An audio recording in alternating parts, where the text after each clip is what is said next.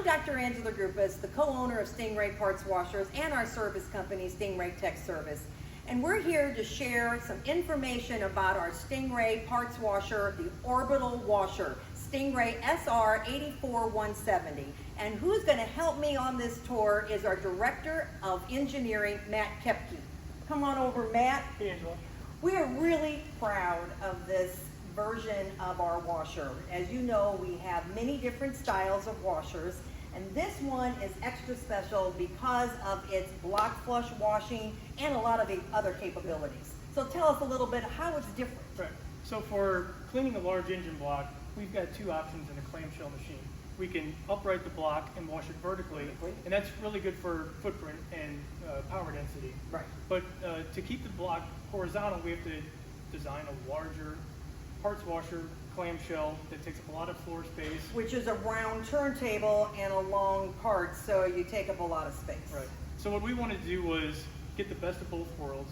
So we designed an orbital washer where the engine block remains horizontal, and we rotate the manifold around the block and keep it stationary.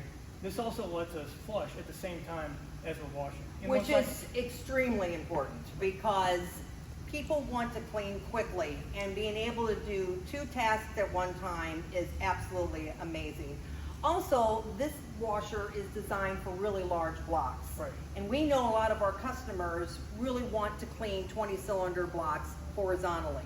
And they want everything else that StingRay is known for, which is our three-stage system. So do you want to share a little bit about the oscillating manifold and our heated freshwater rinse? Right. So in this machine, the power blast manifold orbits on a carriage around the block. It reaches the home position at the back, it comes around and gets to the front. We're getting underneath and hitting all sides. And at the same time, we're oscillating the manifold.